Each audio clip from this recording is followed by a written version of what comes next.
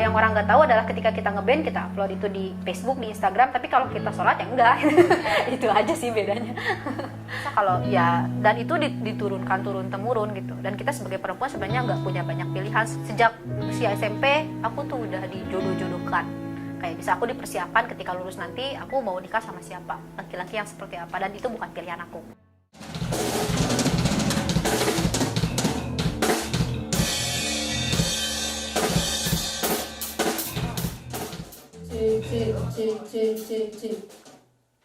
Cek 1 2. Oh.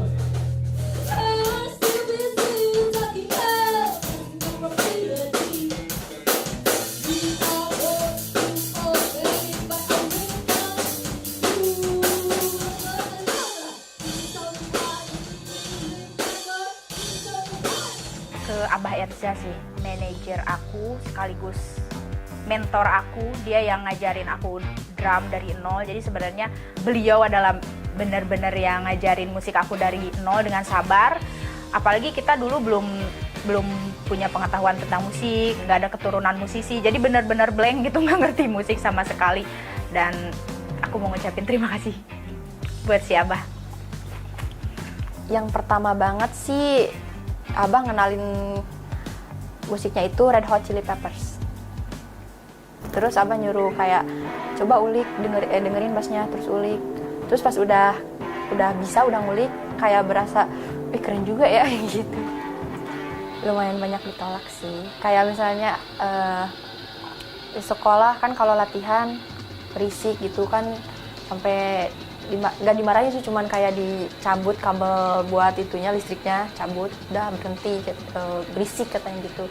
Terus kalau aku di bass gitu, kalau di bass pas waktu mau festivalan itu, jadi ada bassis senior yang ngomong, apaan main bassnya jelek, terus kok main slapnya posisi tangannya kayak gitu. Dulu cuma ke si Abah aja ngadu, bahwa aku dibilang jelek gitu, si Abah yang enggak, itu mah cuma bercanda katanya. Jadi dulu tuh benar-benar kayak diem aja gitu, gak punya keberanian buat membalas gitu. Iya, teman-teman sama Abah Marta Siti suka kayak jangan didengerin, mending dibuktiin aja gitu, latihan aja yang bener, yang serius, terus buktiin ke mereka kalau kamu bisa. Karena 2014 itu nggak punya mimpi buat terkenal atau apa, jadi main musik tuh bener-bener nggak dijadiin beban. Kalau keluarga aku responnya awal waktu itu kakak perempuan sih, dia bilang kalau jadi musisi keseharian itu bakal jadi apa, karena di kamu kan musisi itu dianggap pengangguran gitu, jadi gak punya masa depan madesu. Masa depan suram. Jadi terus waktu itu aku ingat aku suruh kakak aku buat jemput ke sekolah, padahal aku gak butuh amat buat dijemput, supaya dia lihat kegiatan aku sehabis pulang sekolah itu ngapain. Dan ternyata waktu itu dia nyaksiin aku lagi latihan band sama mereka, dan setelah itu dia bilang ke orang tua dia sendiri yang bilang kalau oh ternyata si Eis ini tuh sekolahnya tuh yang dia lakuin tuh positif gitu, sama kayak anak-anak lain gitu, sama kayak anak ekskul yang lain gitu. Aduh. Sama sih, nggak langsung ngizinin ya. Jadi awalnya itu kayak yang bayangan aku, di bayangan mama itu bukan kayak gini, bukan yang ngeband gitu, bukan kayak gitu. Jadi kayak lebih ke jadi perempuan yang baik-baik aja, yang ngaji, Lebih soft. ya. Terus pas tahu ternyata aku band-bandan, ya lumayan parah juga sih. Kita sempet kecewa sih, jadi kita tuh tadinya merasa keren gitu, wah kita bisa main alat musik gitu, ngeband gitu. Terus karena kita kan sering upload kayak di Facebook gitu-gitu, terus banyak orang-orang dari luar kota yang muji gitu, apresiasi. Tapi pas tahu bahwa respon orang terdekat di kita tuh kayak gitu kurang nerima, kita kayak loh kok gitu dan biasanya alasan yang mereka pakai itu adalah pasti akan jelek gitu, pasti nggak ngaji, pasti nggak sholat gitu, kayak gitu pergaulannya kayaknya bebas gitu, padahal ya kita ngeband orang kita ngeband di sekolah ya ngeband gitu, pulang ke rumah ya kita jadi kita lagi gitu, kita ngaji, kita sholat gitu. Yang mungkin yang orang nggak tahu adalah ketika kita ngeband kita upload itu di Facebook, di Instagram, tapi kalau kita sholat ya enggak. Itu aja sih bedanya. And has got happy or sad? Yeah, she is happy. She's happy because she's shopping too. Yang nanti ada ongoing tanda tangan kalian ya. Oh, pepet. Spidolnya udah di untuk kalian. semoga ini pertemuan pertama tidak menjadikan Udah ada tim lagi. Ada tim lagi. Yang galak Widi galak. Widi galak. Kamu juga, Marsha juga galak. Kamu juga enggak. Ada masanya. Ada masanya. Kalau yang mellow Siti yang paling mellow. Yang paling disiplin kayaknya Marsha deh. Dalam saat-saat tertentu. Dalam waktu lain didisiplinkan. Iya, terpaksa. Paling sering masalah makanan. Ya. Makanan. Enggak sih, masalah sepele-sepele gitu. Iya. Kayak misal apa ya sepele? Jadi kalau aku masih karena aku orangnya baperan, Ya kebentak kebentak dikit. dikit. Iya. Jadi gampang kayak nggak enak nih. Tadi dia misalnya ngomongnya agak ngegas kayak gitu. Ya. Gitu. Kaget awal banget, kaget pas awal-awal aja sih. Jadi kayak mungkin kurang terbiasa karena kan ketika misal kita udah makin dikenal, udah banyak orang tahu kan. Jadinya kayak kemana-mana, terus orang-orang tiba-tiba nyapa gitu, padahal kita nggak tahu mereka siapa. Terus sekecil apapun hal yang kita lakukan jadi obrolan gitu. Kayak gitu-gitu sih kagetnya. Selebihnya udah biasa aja. Jadi nggak niatnya nggak pengen terkenal gitu, nggak. Ternyata buat senang-senang aja. Buat senang-senang aja gitu. Karena diem di rumah pusing gitu. Terus banyak inilah tekanan. Jadinya pas nemu musik kayak nemu bidang yang cocok gitu. iya, untuk meluapkan emosi. Meluapkan emosi remaja saat itu. Sekarang udah nggak remaja. Sekarang udah habis masanya. And this is how the voice getting stronger on louder. It's the right to live softly, but why do people ignore it? They are still busy talking tall, dressing appropriately. Ya, banget sih, itu kerasa banget. Karena kita sebetulnya jujur banyak kagetnya, karena yang terlihat dari luar tuh nggak seindah itu gitu ketika kita udah masuk di dalamnya. Kita jadi tahu gitu bahwa oh ternyata masuk di industri ini tuh kita nggak bisa sekedar berbekal keberanian pertama, atau misal sekedar berbekal pengetahuan gitu. Jadi pengetahuan kita harus kuat, keberanian juga kita harus kokoh. Sering ayo silakan sesi curhat. sering diremehin. Aduh gimana, Dari awal kemunculan juga. jadi udah dari lingkungan terkecil kayak misal di skena lokal, dari mulai lokal sampai nasional itu kita dapat perlakuan seperti itu. Terlebih karena di skena itu lebih banyak yang tidak mengerti tentang apa itu kesetaraan gitu. Terus lebih banyak yang menganggap bahwa justru ciri khas dari musik dari skena ini adalah ya didominasi oleh maskulinitas gitu, laki-laki. Jadi ketika ada perempuan yang masuk kayak oh gitu, kayak istilahnya disorakin gitu, diceng-cengin gitu. Ya kita sebetulnya, dan kita perlu waktu lama untuk merubah pandangan bahwa kita masuk skena ini bukan hanya jual penampilan, bukan hanya jual casing gitu, sampai kita bisa nunjukin kemampuan kita kalau kita mau buktiin kita layak berada di industri ini. Udah mulai ya, alhamdulillah. tapi tapi apa? tekanannya juga lebih Lebih berat. bebannya bukan beban ya, Iya, tanggung jawabnya lebih berat. Karena ya tuntutan orang kan juga naik. Ketika kita misal sekarang les gitu, kemampuan kita udah naik, mulai dari skill bermusik, public speaking dan pengetahuan lain, ekspektasi orang juga naik gitu. Jadi sekarang yang seremnya kan orang-orang taunya kita komplit gitu, serba komplit gitu.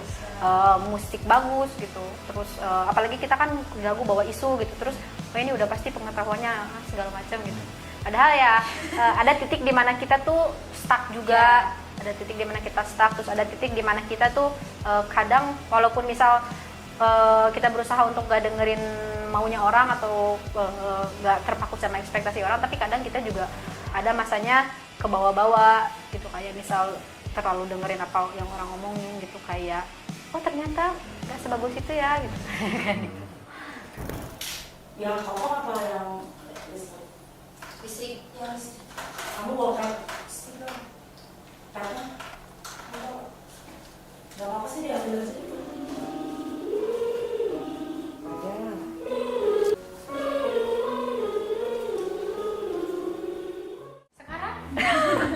sekarang Jujur lagi sekarang lagi stuck. Pas banget nih ditanya. udah ada kesempatan apa kita Tapi syukurnya sih kita sebenarnya giliran sih. Jadi kalau misalnya Siti stuck, aku sama Widi diusahakan untuk harus sadar, harus tetap jalan gitu. Karena ketika misal ada satu atau dua yang stuck, yang satu atau yang lain sisanya itu harus tetap bisa jaga ritme. Jadi kita nggak bisa berhenti semua. Itu ya 2020 tuh jadi tahun terberat untuk VOB lah, istilahnya untuk kita pribadi secara individual gitu. Kalau untuk musik VOB mungkin kita masih bisa menyetabilkan, tapi untuk pribadi kita sendiri yang saat itu stuck banget, terus sempat putus asa, bahkan saat itu kita sempat ya udahlah kita jalanin aja dulu, mungkin habis ini kita berhenti sampai ada sempat mikir untuk keputusan untuk berhenti, karena saat itu benar-benar capek secara, khususnya bukan secara fisik nih, tapi secara psikologis ya, karena saat itu ada shock juga, awal pindah ke Jakarta, kita jauh dari orang tua, terus kita dituntut untuk adaptasi cepat karena sebenarnya ke Jakarta tuh kita istilahnya waktu nafasnya tuh cuma berapa bulan ya, kita langsung digas untuk les, kita digas untuk manggung, produksi lagu, rekaman, promo, di situ tour gitu, nggak berhenti gitu. All of them mostly ask me about our hijab. What? It makes me feel like I'm coming here for fashion show. Not only because they just focus only to our appearance.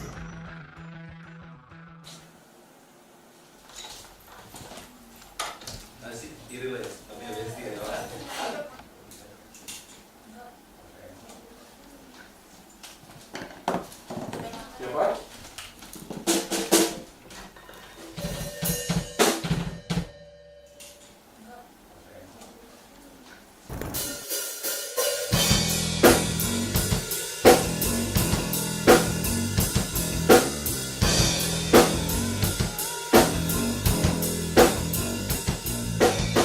Itu sebenarnya cara pandang aja sih.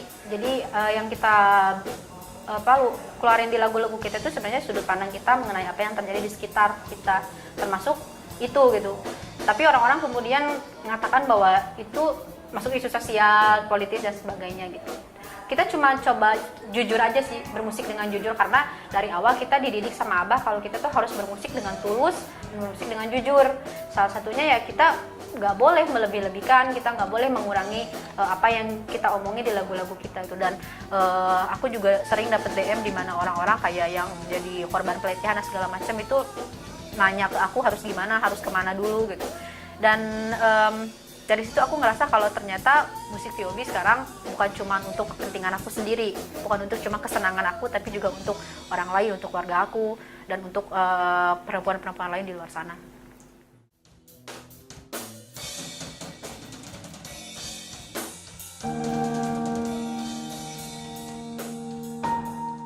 Awalnya justru enggak.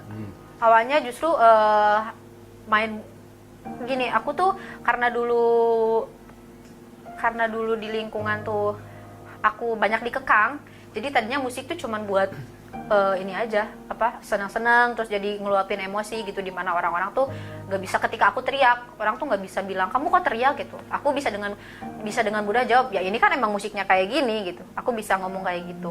Sejak usia SMP aku tuh udah dijodoh-jodohkan, kayak bisa aku dipersiapkan ketika lulus nanti aku mau nikah sama siapa, laki-laki yang seperti apa, dan itu bukan pilihan aku. Terus yang kedua, lingkungan, karena aku cenderung tinggal di tempat yang agak konservatif. Dari cara berpakaian aja aku diatur oleh lingkungan aku, semisal pakai celana panjang gak boleh, pakai baju yang sedikit membentuk tubuh gak boleh gitu. Terus itu juga kayak ngaji tuh, aku ngaji, terus ketika misal aku ketahuan pakai celana sekolah yang olahraga itu loh, training gitu, nah itu aku di tempat ngaji bisa dicambuk pakai kayu gitu 10 kali, 15 kali gitu gara-gara pakai celana. Aku ngerasa kalau ya, dan itu diturunkan turun-temurun gitu. Dan kita sebagai perempuan sebenarnya nggak punya banyak pilihan selain misal untuk membantu perekonomian, kita cuman pertama pilihannya yang paling mudah adalah dinikahkan untuk mengurangi tanggungan keluarga gitu. Nah, setelah ke Jakarta, aku ngerasa kalau di sini ada loh perempuan yang bahkan usia 30 aja belum nikah. Mereka masih senang-senang berkarir gitu dengan bebasnya, tanpa mereka bisa cuek gitu dengan omongan.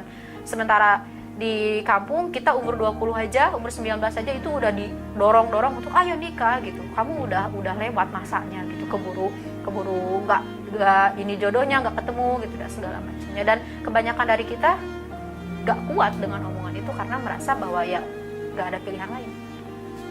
Kemudian musik menjadi salah satu sarana ya untuk Iya. melepaskan tadi. Gitu.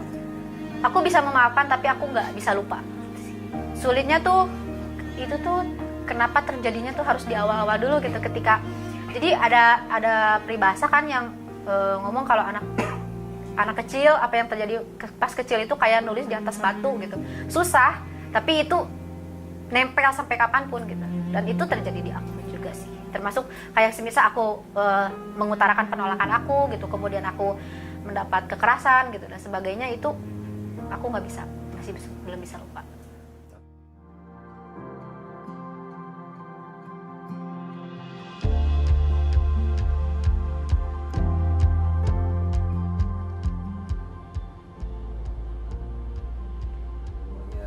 Ada sih, banyak yang ngikutin juga. Yang kayak yang misalnya gara-gara VOB sekarang udah muncul, terus ada cewek-cewek yang ngikutin gitu, jejak VOB gitu, ada sih. Aku juga kalau di Instagram lihat-lihat ini kayak sama ya. Jadi pas aku lihat itu, terutama yang aku lihat bener itu yang di Facebook. Jadi ada band perempuan kecil-kecil sama bertiga, terus aku ngeliat kok ini kayak VOB ya. Karena sebenarnya kita sendiri nggak tahu kalau kita berarti mau ngapain. Juga yang lain masalahnya. Iya, lebih ke nggak ada pilihan sih. Jadi kita ngerasa kalau ini tuh hal yang harus kita pertanggungjawabkan. Karena pas kita ngambil keputusan untuk pindah ke Jakarta, itu jujur kita juga mati-matian meyakinin orang tua. Terus pokoknya orang-orang di Garut gitu, kalau kita tuh bisa lebih baik ketika kita di Jakarta. Dan kita nggak nyangka kalau di Jakarta akan bisa seberat itu gitu. Dan sampai sini kita mikir ya udah, kita harus tanggung jawabin apa yang udah jadi pilihan kita. Makanya ya lanjut aja.